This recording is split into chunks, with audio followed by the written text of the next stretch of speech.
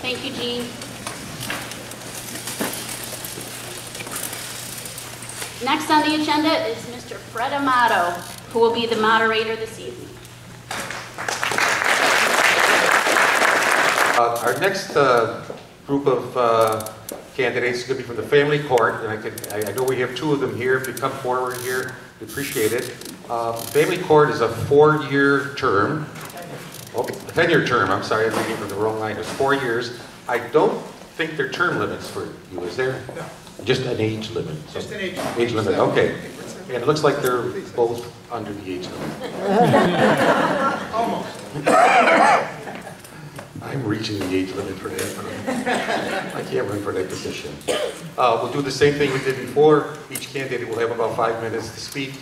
And we do have a couple questions, so we're going to ask them the questions. If they can answer them, that's fine. They are limited in what they can say before you. And it's limited by law. There's a judicial law. Judicial ethics. Judicial ethics that's written at the state level. And that is for all the judges that run in any positions that are out there. So they can't tell you how they're going to speak, how they're going to vote on a certain issue, or how they're going to rule on a certain issue. So basically, they can give you their background and stuff like that.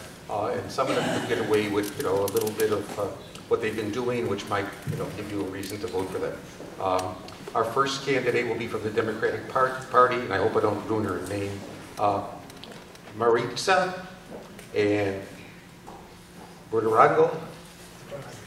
She says it's close enough. Okay, Brad. Thank you. Thank you. Good evening, everyone. I want to thank the Charlotte Community Association for giving me the opportunity to be here today. And I want to tell you a little about myself and why is it that I'm running for the new position in the Monroe County Family Court bench.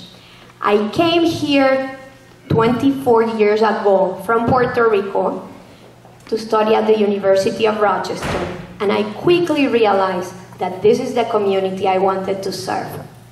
I got my bachelor's degree at the University of Rochester, got a master's degree in teaching there, and then commuted to Buffalo while working in Monroe County to obtain my Juris Doctor degree.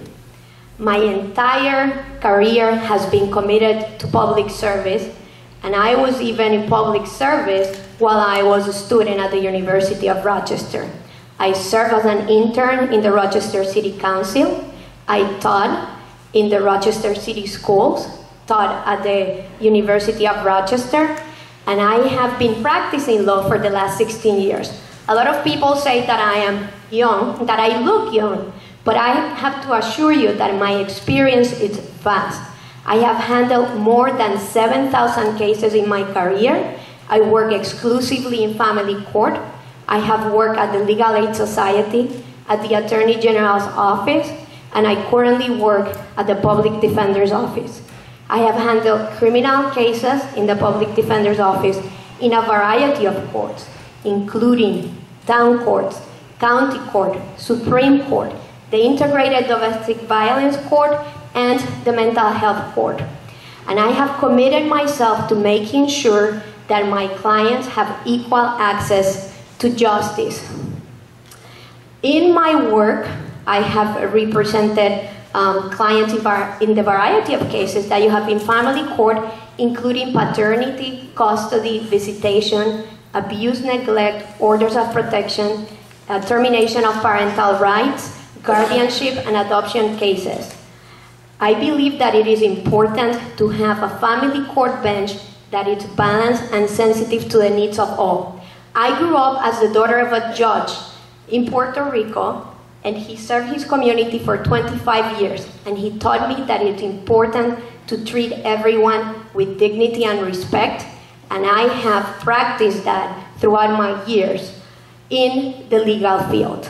I have to share with you that I was humbly honored to receive the highest ratings, and I'm the only candidate for family court judge to have the highest ratings from the 3 bar associations in Monroe County, and also from the Judicial Election Independent Qualification Commission. In addition, I was honored to receive the endorsement of law enforcement, including the Monroe County Law Enforcement Association, the Rochester Police Locus Club, and the Monroe County Law Enforcement Association, as well as labor groups such as the United Auto Workers. In the year 2013, I received what is called the Excellence in Law Unsung Legal Hero Award. And going back to what a family court judge does and the work that we do in family court is two things.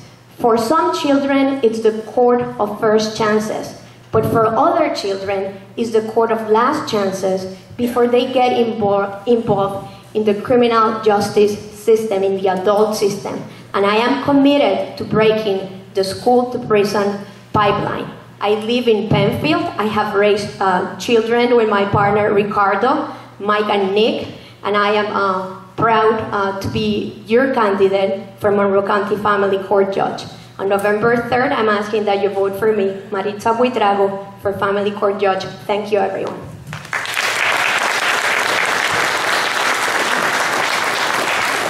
Next we have running on the Republican line, James Vazana, and I was going to say something, ask a question, but I think she's answered it already. Thank you. We will have a question for them after. Okay, look forward to that. I too want to say hi to Bob Stevenson. I grew up with Bob. Thank you for all your years of service, Bob. You raised a wonderful, wonderful family. Good evening, everyone, and thank you for this opportunity to introduce myself. I was born and raised right here in Rochester, New York, actually just a few miles down the road, and this is like homecoming.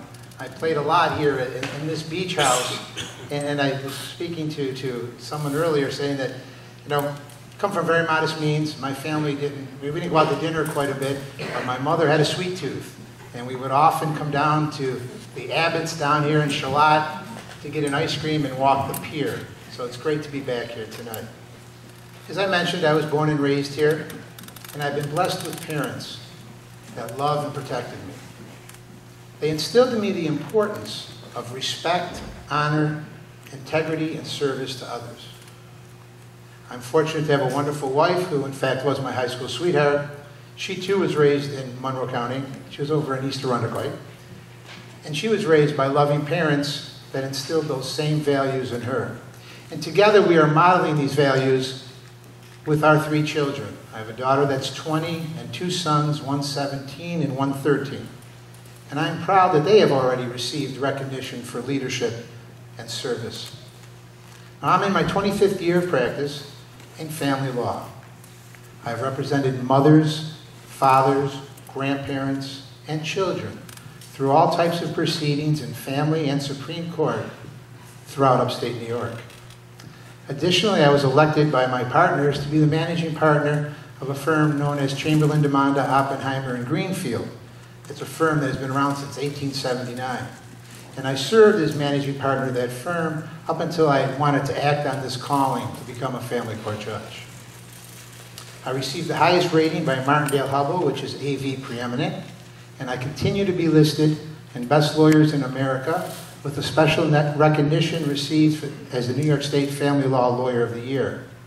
Additionally, I received the Volunteer Legal Service Project William E. McKnight Service Award, the RBJ 40 Under 40, and the Daily Record Leaders in the Law. I was appointed by the Chief Judge of the Court of Office of Administration to serve on a Matrimonial and Family Law Advisory Committee, as well as I was appointed by the Governor to serve on a Citizens Review Panel to oversee Child Protective Services. And I was the first chairman of the Western District of that panel. I'm most proud of, though, my service with St. Joseph's Villa. I was on the board of directors of the Villa for 9 years, and I served as chairman of the board. A common theme that runs through both my professional and volunteer life is representing and trying to make a difference for families and children. The privilege of being a family court judge includes many responsibilities, and most importantly requires compassion, understanding, and experience. Family court specializes in preserving and protecting children and families at their most vulnerable times. In desperate conditions, family court enables children and families not only to survive, but to thrive. Our children are our future. Family court enables the future of our children to be safe and hopeful, allows them to grow and prosper with full understanding and the meaning of the word hope. Please bestow on me the honor and privilege to do just that by electing me Monroe County Family Court Judge. One of my proudest endorsements have come from the Rochester Teachers Association, and you will be able to find me on several lines on the ballot. I will be on the Republican, Conservative, Independents, and Reform parties. Thank you.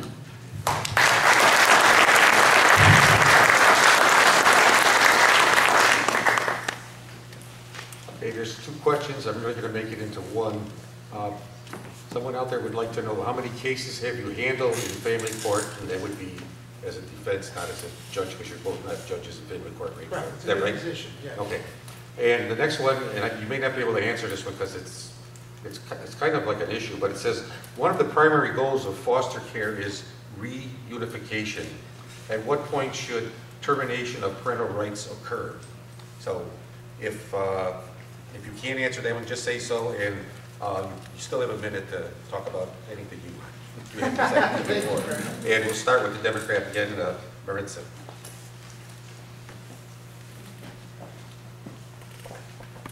Well, in terms of the numbers of cases that I've handled in family court, as of March or so, I had handled more than 2,000 cases in Monroe County Family Court. That it's increasing because I am in family court every day representing clients, sitting next to parents, sitting next to grandparents, aunts, uncles, and sometimes I also get to represent children in different proceedings in family court. With respect to the second part of the question as to foster care, the law does provide the requirements with respect to when what's called a termination of parental rights has to be filed, and a family court judge has to follow the law with respect to those standards. Reunification is the goal, but when a termination of parental rights is filed, if it's proven, then at that point, the judge would have to make a decision with respect to terminating a parent's rights. Thank you.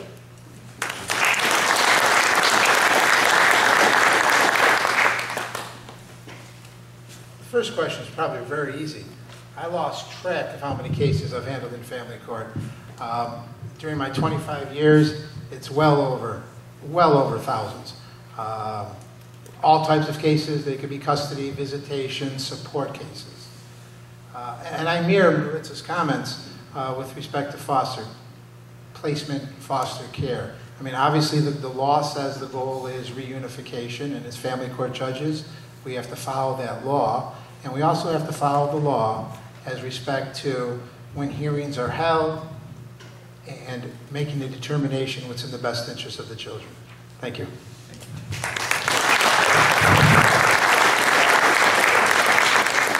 I want to thank our family court judges.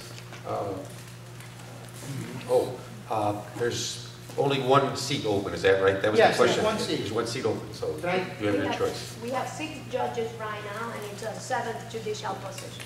Okay. Can I just explain that real quick, or Maritza? I mean, do you mind? Go ahead. If she may have to say something after. That's fine. I gotta be fair to everybody. No, I agree. I absolutely agree. In June of 2014, the New York State Legislature passed a law to increase the number of family court judges throughout the state. Monroe County was a recipient of 1 judge. Erie County was a recipient of 1 judge. Maritza, you may help me on this. New York City, I believe, got 12 new judges. Some of the conditions were that the law passed in 2014 for people to run in 2015, and that's what Maritza and I are doing, and to take office on January 1, 2016. So it's a very new judge position. We were originally supposed to be getting the position a year ago, but just to share with you a little, in terms of numbers in Monroe County, and why is it that Monroe County needed a new position, in the year 2013, there were over 26,000 new filings in our Monroe County Family Court.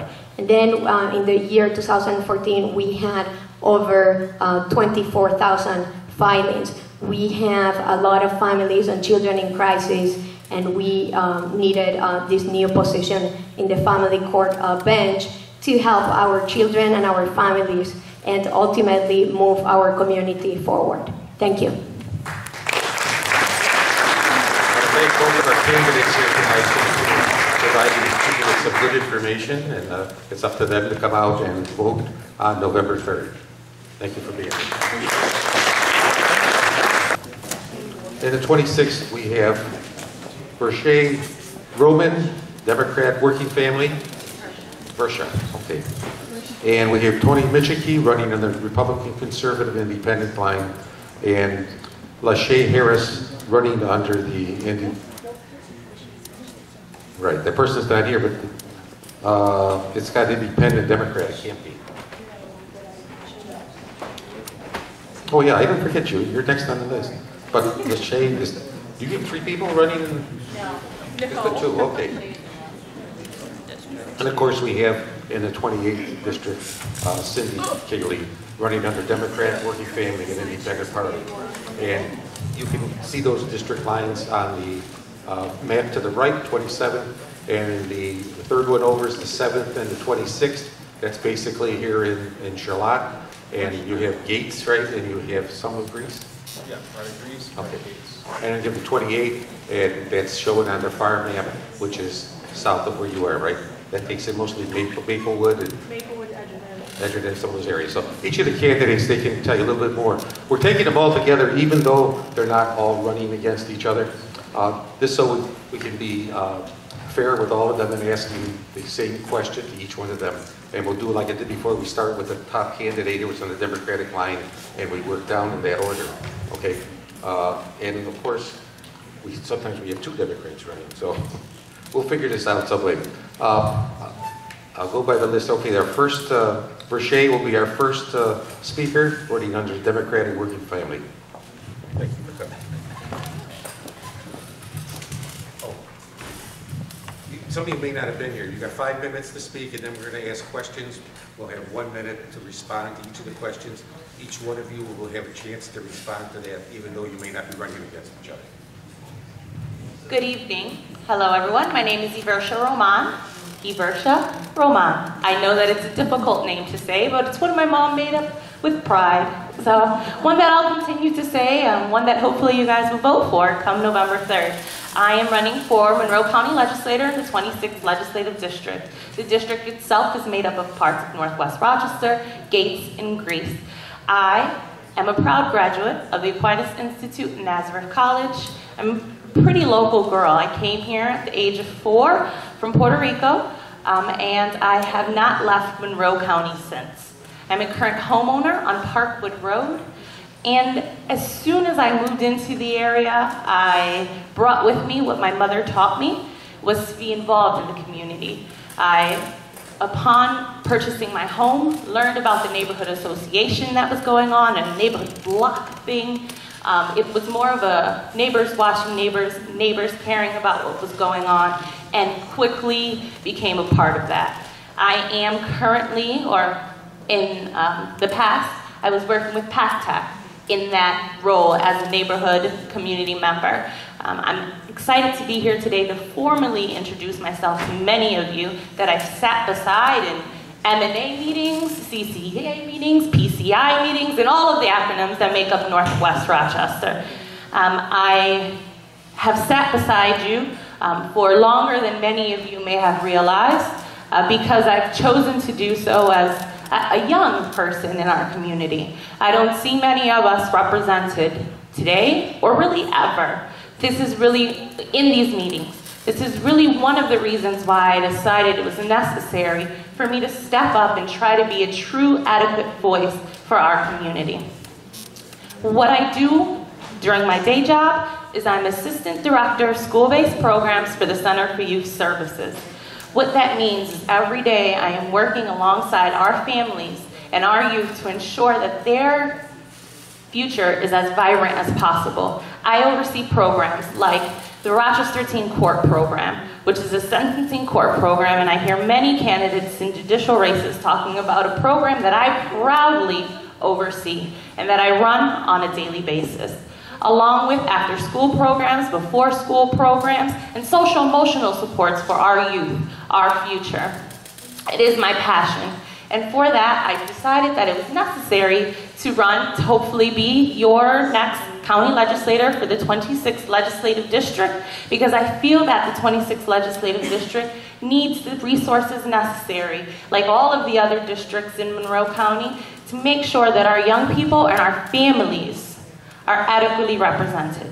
I also want to make sure that I'm advocating for oversight and making sure that what's happening is really occurring. I am at the meetings, and I hear a lot of things that, as an educated voter, I know are not actual and factual. I want to make sure that our voters, that you are educated in the realities of what is occurring in county legislature.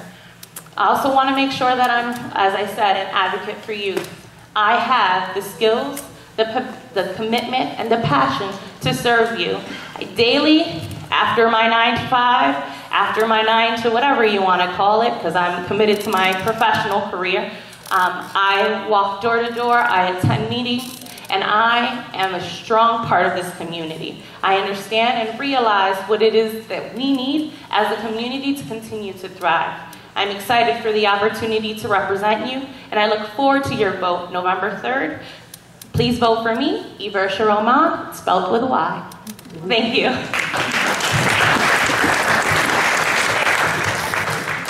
Next, we have Tony Mischke. Hi, everyone. Most of you know me. I don't have to answer who I am. I grew up here. I lived here. I graduated here. I worked here. And I've invested here. I've been here for 50 years, not 50 weeks. I will tell you that I have invested in property that, like the zombie properties that were mentioned, and put them back to something where they're useful in paying taxes and keeping your property taxes up. My parents split up when I was 6 years old. I went through 3 foster homes. I saw things that you probably shouldn't see as a kid. And that's what motivates me to do as much as I can for my community. From those foster homes, I went out on my own at 13 years old. At 14, I was working down the LDR Charpit on my own, paying taxes, paying rent, and put myself through high school. I landed a job at General Motors at 18 years old, 3 months out of high school. I have such a world of experience from that alone in learning how to, in manufacturing and in supervision. Through those experiences, such as traveling across the country, being on U.S. warships, helping others in different community associations, I'm using those experiences now to write legislation, such as I'm the one that really came up with local police precincts. I want to go back and, starting with the precincts, to use those to get the guns, the illegal guns, off our city streets. I think that is the major problem here, on top of the schools. Truancy is a big issue here. We need to get more truancy officers involved. And I'm right now searching for grant money from many sources in order to do that. We have 1 truancy officer in the whole city. No wonder there's 30% of the kids out of school. So, being in a foster home when you see kids suffer, when you've been on your own and you've gone to bed hungry, you don't have a family that's with you, your community becomes your family, and that's what I see out here. Most of you have been my family for many, many years. I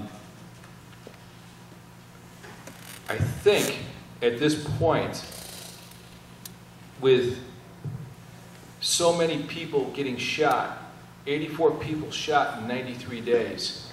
I think that's really where our focus ought to be. It breaks my heart to see this.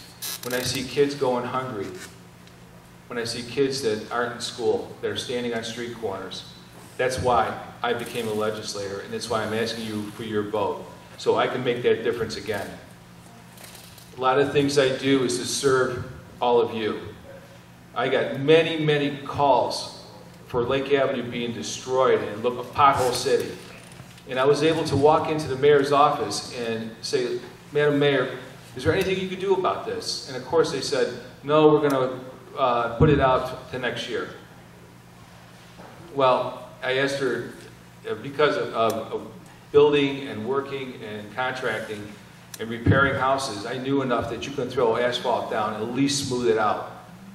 I didn't think she was going to do it, but she did. I helped people get their HEAP when they were had RG&E shut down.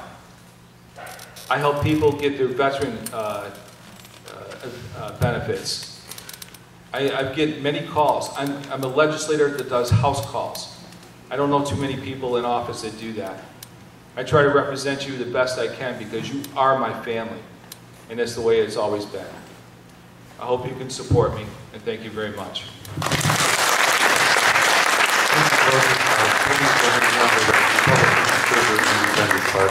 I don't think I mentioned that earlier. From the 28th district, we have Cindy Cayley. She's running under Democratic Working Family and Independence Party, and she has no opponent this year. Thank you. This is my final term, and I wanted to succeed in a primary that was contentious, but it was successful for me. And so I have a couple more years to serve in the legislature.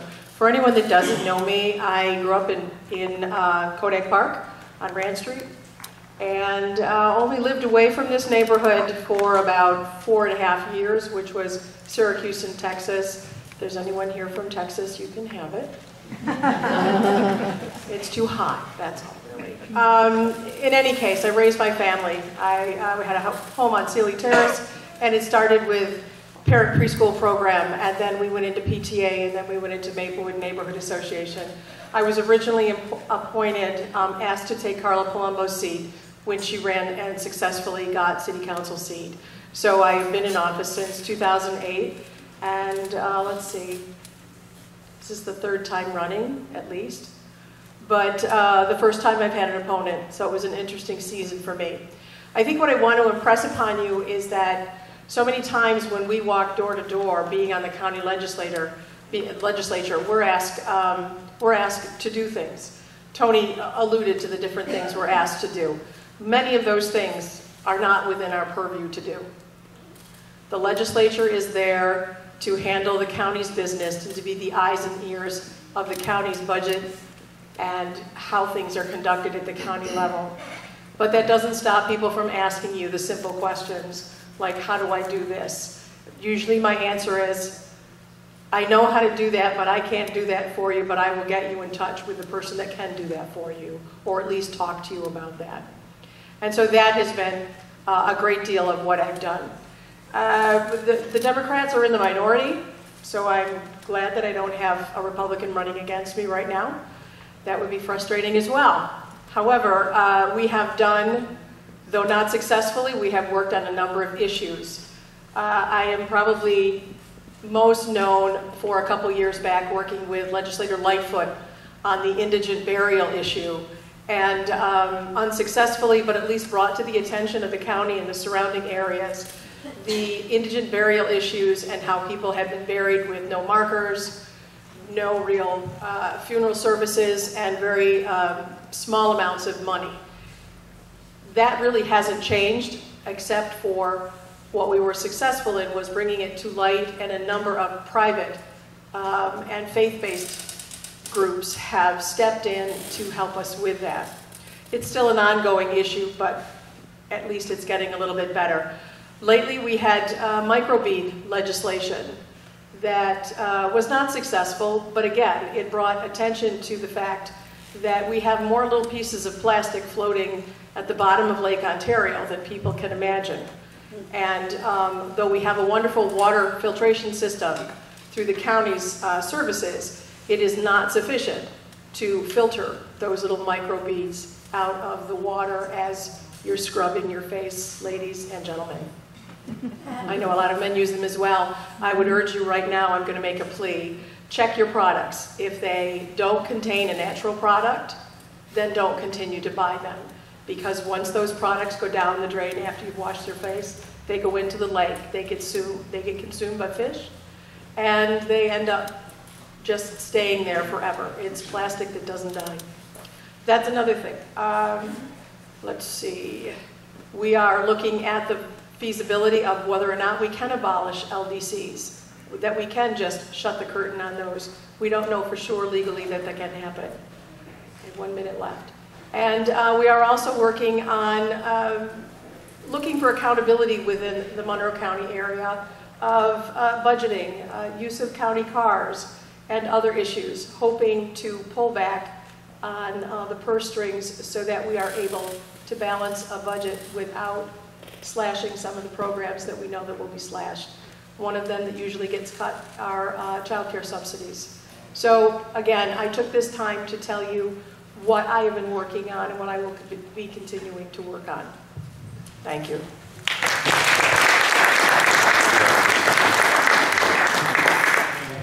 The first question we have here is, how will you change county government to be more bipartisan and work together to get things done? This is really funny. That's a tough one. This is a very tough question, but let me tell you that I'm looking forward to working in 2016. And the reason that I'm looking forward to working in 2016 is that there will be a turnover. There will be a new executive. There will be new staff. There will be new legislators. Some of the legislators that are staying, that are on both sides of the aisle over the past few years, have maintained a sense of communication. And I am looking forward to be able to work with the new people that are coming on and try to close that gap and be more bipartisan in what we're trying to do.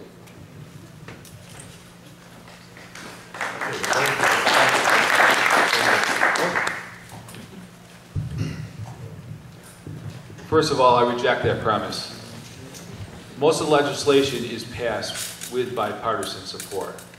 I support many resolutions, and I cross the aisle. Good idea is a good idea. I don't care where it comes from. Case in point would be one I did with Cindy, and that was to take commercial buildings and get them back in use, and with 25% of it being residential. Another one is with Willie Lightfoot, and we cut taxes and fees. Many issues are discussed, and we might be, maybe a little warm in our discussions, but that's normal. I mean, you're supposed to discuss things, so I reject that premise. Most of it is passed, but with ultimate support from both parties. Okay?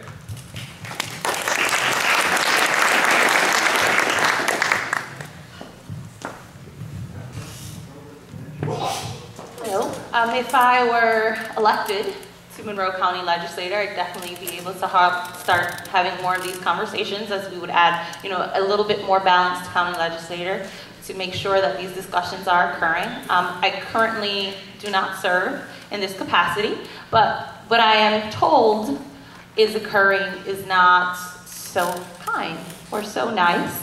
So I want to make sure that we're really having discussions to ensure that we are talking about the needs of the district. So the 26th legislative district is overwhelmingly registered Democrat. Currently, issues that are faced by our community are not being voted on. They're being voted against. They're being turned down. They're not being advocated for. I want to make sure that we're voting or talking about things like child care subsidies, making sure that those kinds of things are actually being voted on and agreed upon for the members of the 26th district.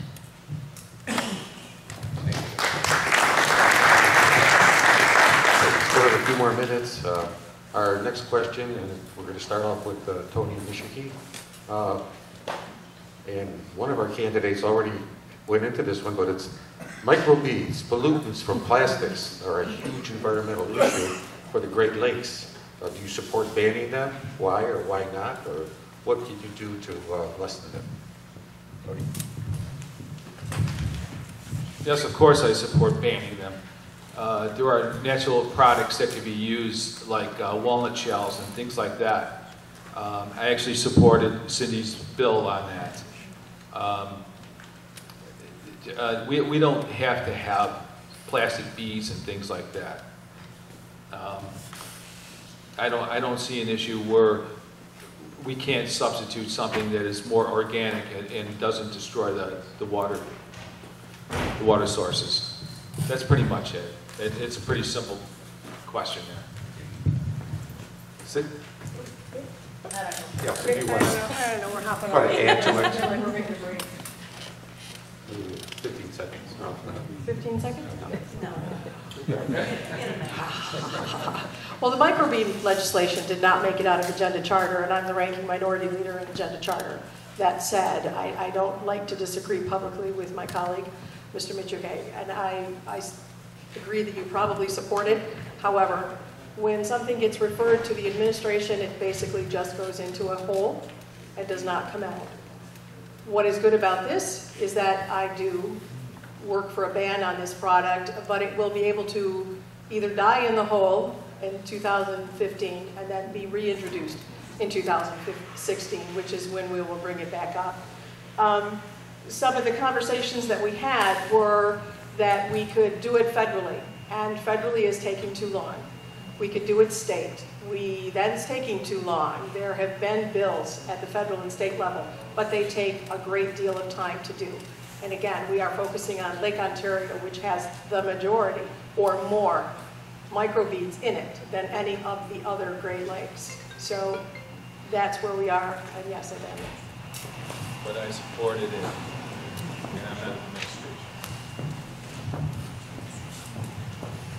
Hello, Lake Ontario is one of the #1 suppliers of fresh water in the nation, if not the world. So we really want to make sure we're protecting our fresh resources, make sure that we're able to maintain and tap into that resource for our future generations, and to make sure that we're doing everything possible. So something like microbeads, when it can be replaced by something natural, I would fully support getting rid of something like that, that would make sure that we are maintaining our water supply.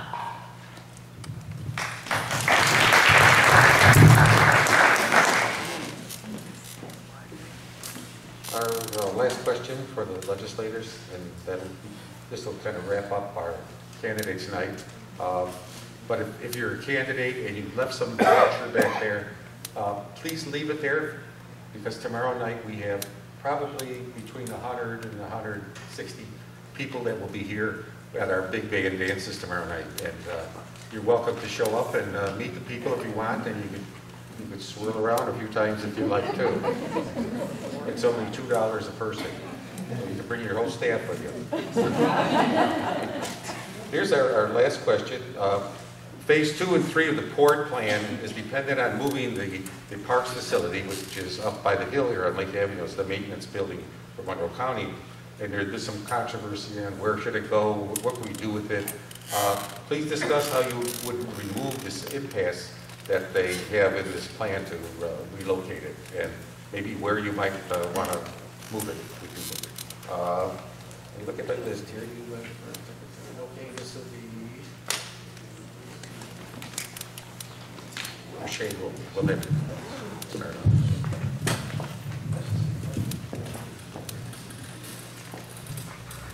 So I've been present for the many discussions in regards to the port and the new bill that's occurring down here. I know that it is a concern for many in regards to the size and the structure and all that. One thing that I would definitely do is be an advocate to ensure that the discussions are being had to the phase 2 or 3, which I am not someone who is going to sit up here and say I absolutely understand what phase 2 and 3 are, but I will definitely make sure that I will be able to have those discussions with people who would be able to help me understand better what phase 2 and 3 are as we move forward to ensure that this port is a port that's welcoming to many and that is one that is supported by the community. Because if it's not supported by the community, it is not going to thrive. And what we're going to have down here is maybe another fast ferry or another something that just won't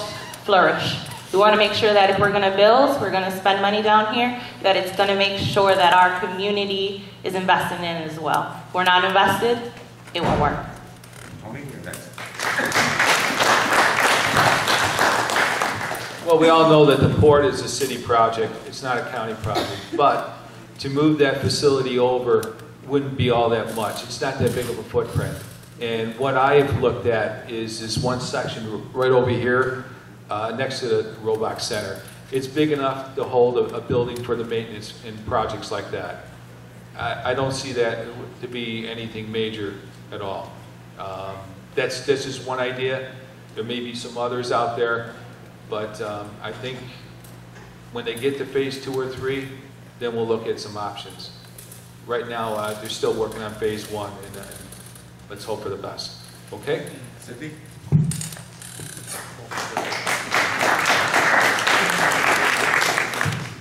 Thanks. I can honestly say that I don't know how big the building is. I'm not Parks and Rec. However, Tori says it's not that big. I think when we get to the phase, we're going to be presented with plans of what they want to do. And in order for the county to do anything, moving a building or whatever, it is based